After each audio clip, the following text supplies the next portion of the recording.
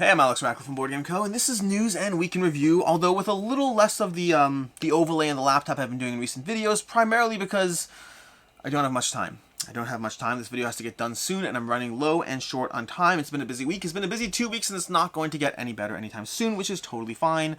It's fun. It's still fun. But let's go ahead and dive into this. This is news, game news, week in review, what I played, all the videos of the week, that kind of thing. Timestamps as usual, as well as links down below. The links can be more relevant than usual because for the past while I've been doing like showing you on the screen as I do things, which is I think nicer than what I used to do, and this week's going to be a little less nicer than what I used to do. It's going to go back to the original what I used to do. But starting off the bat with game news. Starting off with Phillip Defranco. Now this is actually 2 weeks old, but I don't know if you watch Phillip Defranco. I've been watching Phillip Defranco for the past 12 years.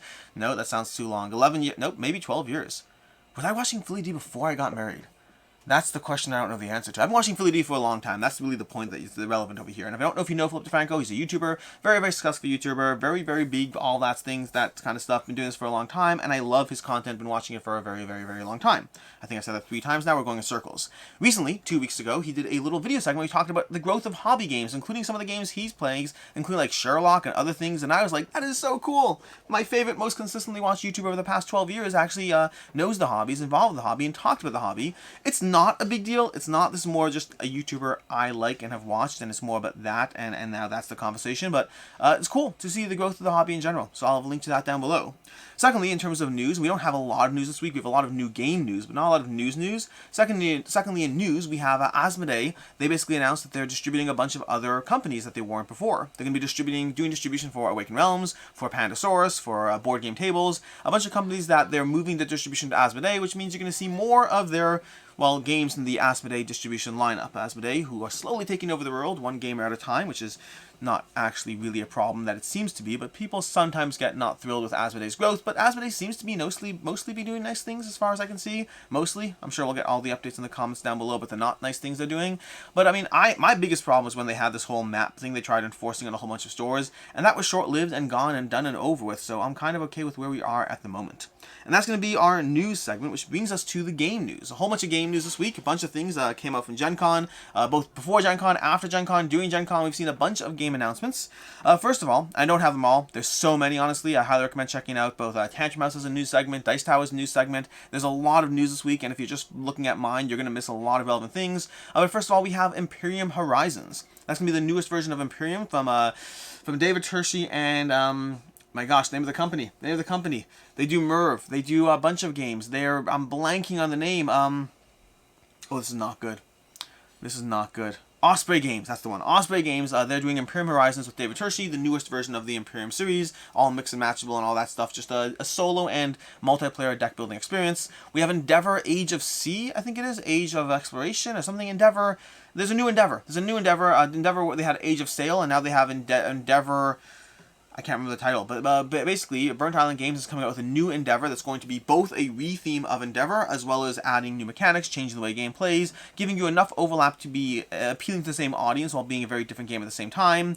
We have The Wolves coming from Pandasaurus Games. The Wolves, which looks fascinating. The art looks amazing. I don't know what the game plays like at all. Art looks amazing. Highly suggest take a look at the picture of the link I throw down below, because I wish I had that on-screen segment that I'm not doing right now, because The Wolves looks great. Wolves and Pandasaurus games in general look amazing. I find that sometimes they give me really solid experiences, and sometimes they give me okay experiences.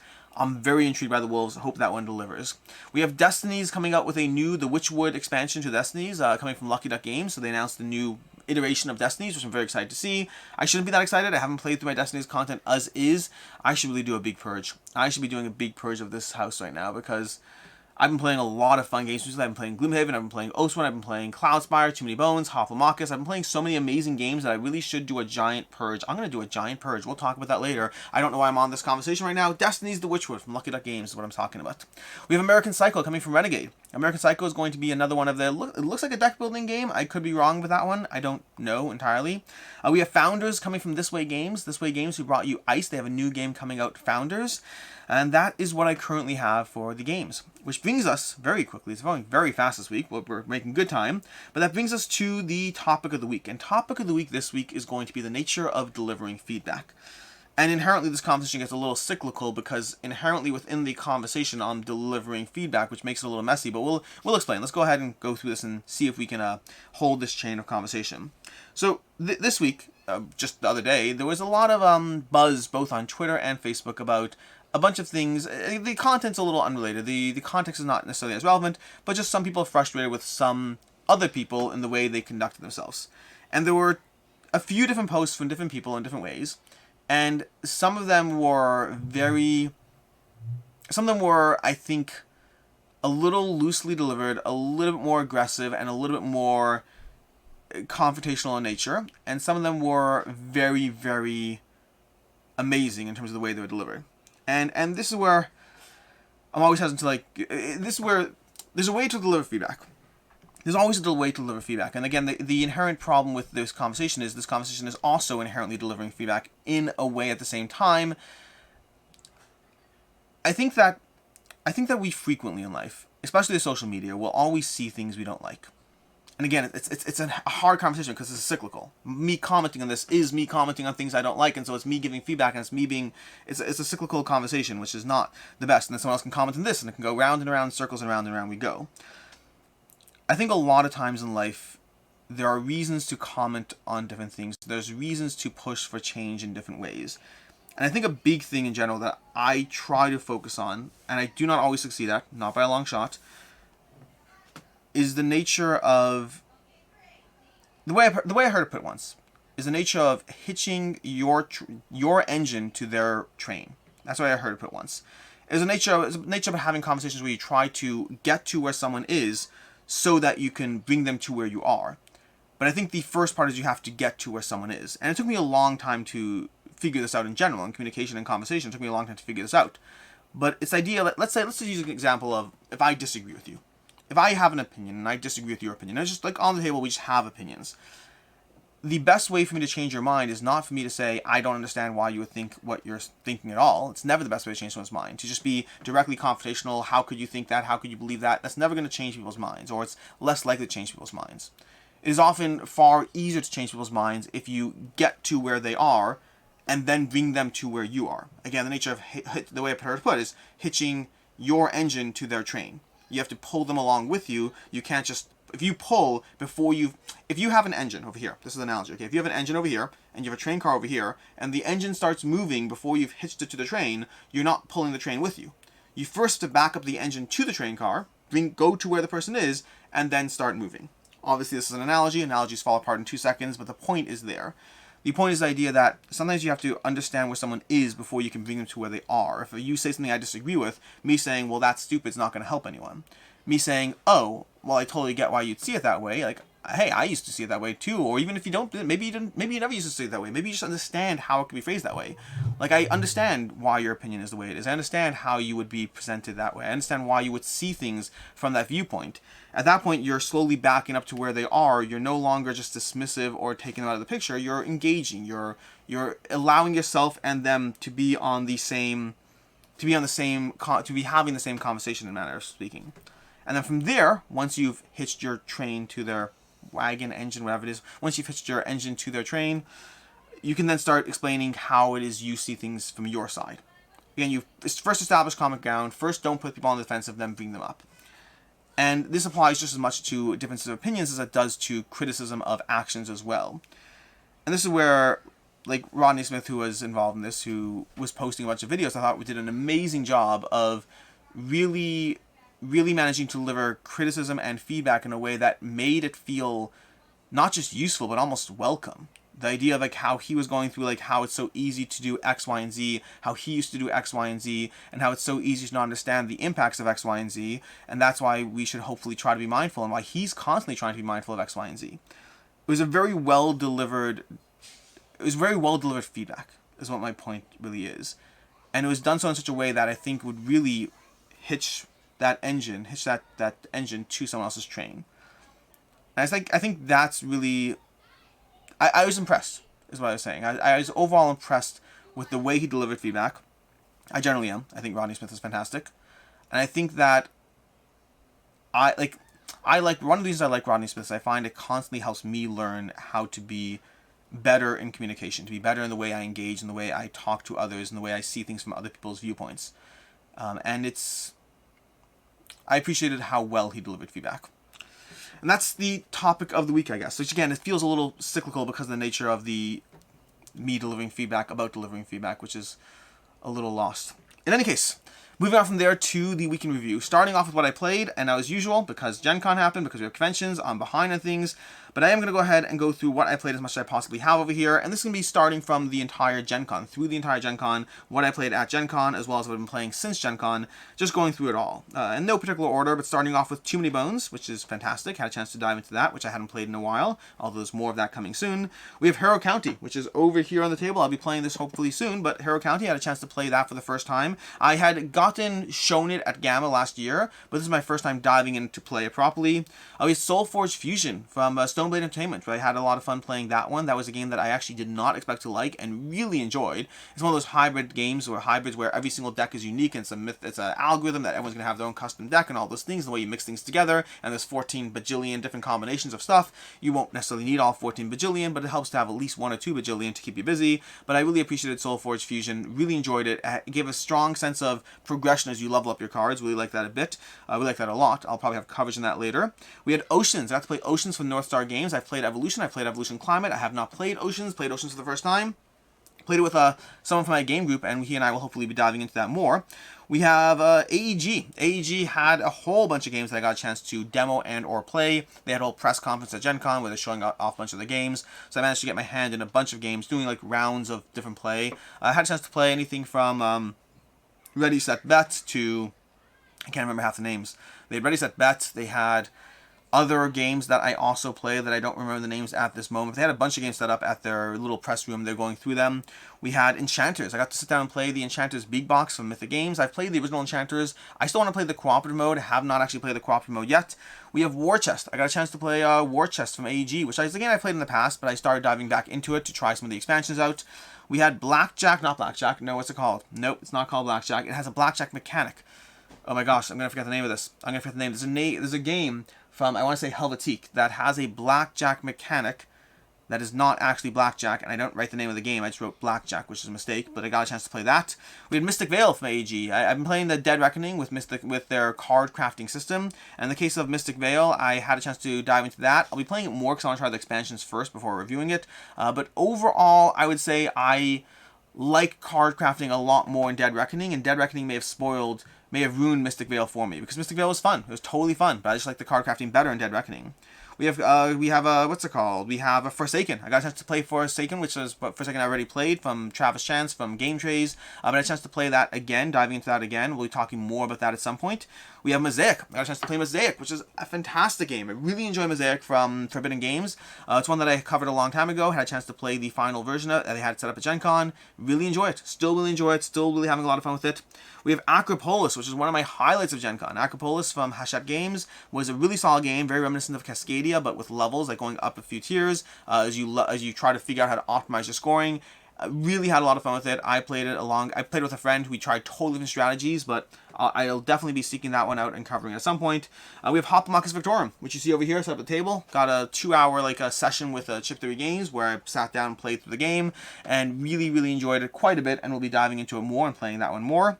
And then since then, that was all at Gen Con. Since then, we've come home and played Stardew Valley. Had a chance to play Stardew Valley for the first time. Surprisingly fun. I was not expecting a lot from Stardew Valley. I thought, I guess when it came out, I didn't really see a ton of buzz around it, and I didn't necessarily have high expectations for it, but I really enjoyed Stardew Valley. I'm looking forward to diving into it again now that I actually know how to play. We have Andromeda's Edge. I got a few plays of Andromeda's Edge in. That's going to be from Cardboard Alchemy. Andromeda's Edge is the spiritual successor to Dwellings of Eldervale. I will have coverage on it at some point, but not this second. We have Rove. I got a chance to dive into Rove again. Rove coming to you from Addicts Games. That's the same, so Addicts Games, which the owner or one of the owners of Addicts Games is the same person who did the Crimson Scales fan expansion, which I've talked about, which is up behind my head over here. But I had a chance to play Rove again. It's one that I hope to be diving into more. I want to start leveling up my character and seeing where that progression goes. We have Too Many Bones again. Got another play of Too Many Bones in as we started going through I've been introducing Professor Meg to it over on Twitch on Camp Co-op, camp_co-op, link down below if you want to check that out. But we dive into Too Many Bones, going through Duster and Stanza, which are, for me, when I first played Too Many Bones for the very first time, I played as Duster and Stanza, always two-handing it myself. And I've tried other characters, other Gearlocks since then, but I find I constantly go back to Duster and Stanza. I really enjoy them a lot, and we've been going through that. We have That's Pretty Clever. I played a game of That's Pretty Clever, Ganshun Clever again, which is always a fun roll night. And then some more Too Many Bones as well, and that's where we are at the moment. Which brings us to the week in review.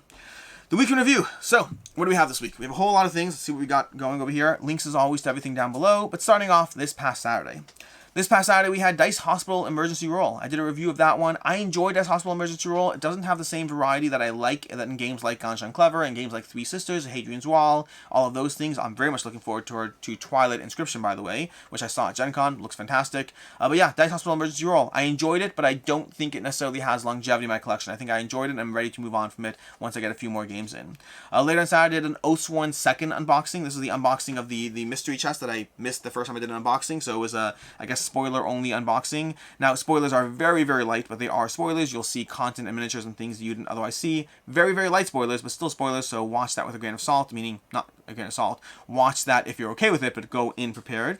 Then on Sunday I did a coffee chat on negativity. I had someone, had a Patreon reach out and basically say, hey, they love to see me do coffee chats, which is basically just have conversations where I just talk about anything or everything, and so I like talking about anything or everything, and so I did a conversation around the nature of negativity, and negativity in general, of seeing the negative as seeing the positive, of when we can embrace happiness, all these different conversations around happiness, around where happiness is, how to pursue it, and different things like that. I enjoy it. I tend to enjoy conversations like that. I tend to enjoy, even just the nature of this conversation this week, with like delivering feedback and things. I tend to enjoy conversations that go outside purely the board game space and go into, well, more.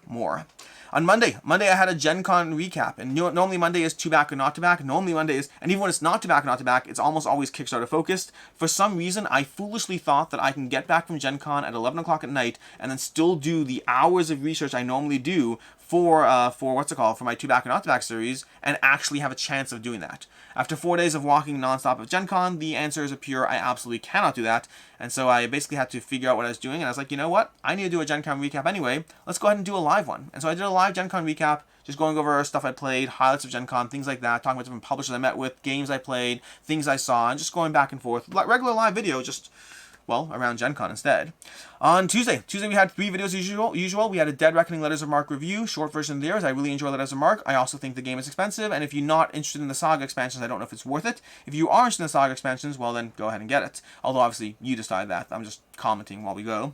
Then later on Tuesday, we had a review for Grove. Grove is going to be a Grove, not Rove. Rove is a different conversation. We had a review for Grove. Grove is going to be a 9-card solitaire game. This is the new version that re-implements Orchard. They had a Kickstarter, Side Room Games. A really solid game. It's a light solo puzzle game, but really solid. Really enjoy that one. And then lastly on Tuesday, we had a review for Summer Camp from Phillip Harding. A solid game, good deck builder, very charming. Don't know if it has legs in my collection. We'll see if it gets played or not, but definitely very charming. Then on Wednesday we had another live Q&A, this time with Professor Meg. I wasn't actually planning on doing another Q&A. I figured Mondays would count, but then we ended up doing another Q&A, so you can check that out. That's just more of a generic Q&A in general, nothing specific around Gen Con, just generic stuff. On Thursday, we had games leaving my collection for July. Going over the games I'm getting rid of for July. Whole bunch of games I'm getting rid of. There will probably be a few more videos of games I'm getting rid of. I'm being a little bit more aggressive right now. We'll talk more about the whys and hows. I briefly talked about it in my Wednesday Q&A. But I'm trying to be even more aggressive about the games I am willing to play and keep. I play a lot of games, I cover a lot of games, but I really find that when I play games like Too Many Bones, or Gloomhaven, or Oathsworn, when I play these games I love, I really find that I have no time for games that are just really, really good. And I think I'm going to be going through a hard cull. A bunch of hard culls. I think I'm going through a bunch of hard culls. We'll see. Then Friday. Friday was What Do We Back? What I just did with Rena, where we go over the games we backed. Again, similar concept here. I only backed like 4 games. I've been backing like, I'm still interested every month in like 20, 25 games or so, but I'm backing fewer and fewer because it's just, I have a hard time justifying all these when I know that I love all games. Like, not, I don't love all games. I like a lot of games, but I can only, practically speaking, keep a certain amount, and so I have to be more brutal and more cutthroat and just get rid of things that there are many games I think should be safe, but practically speaking, I'd rather play other games instead, and I'd rather know those other games so I can just pull. Like, I'd rather have enough of a knowledge of Too Many Bones or Hopfelmakers, any of these games, to be able to pull them out on table all the time without reference to the rulebook, and not play other games that are only good. Or even really good. I'm past good. I'm into the really good category, and I'm still trying to weed and further reduce my collection. But then from there, we have today. Today, we're going to have, Today, we will have a review for Endangered, as well as a review for It's a Wonderful Kingdom. 2 reviews for that. You can check those out going up later today.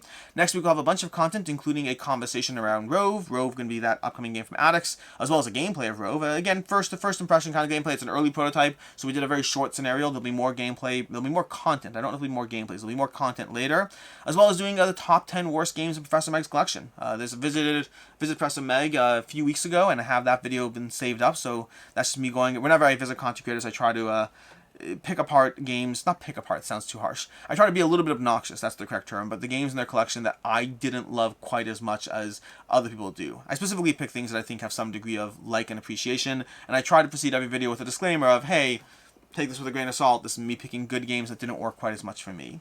Which lastly brings us to games on the table. Games on the table, we have a few things. These are games I hope to play this weekend. I think I actually will play, let's say 4 of the 5. Let's not be too ambitious. I think I'll play 4 out of these 5 games.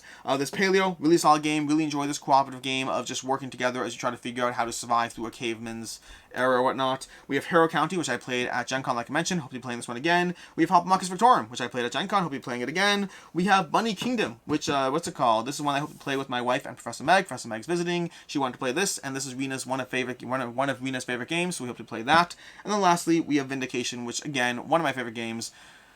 Honestly, this selection right here on the table, not a bad way to start a weekend. But hopefully I got most or all of them played. Ultimately, we will see. And with that, I'm going to go ahead and call this a wraps. Apologies again for the lack of footage of the various news bits this week. I'm just running very behind and realizing how little time I have left before I head to the weekend. And so I cut a few corners this time around. In any case, and until next time, I'm Alex Radcliffe from Board Game Co. Hope you appreciate this video. And as always, I hope you have a good one.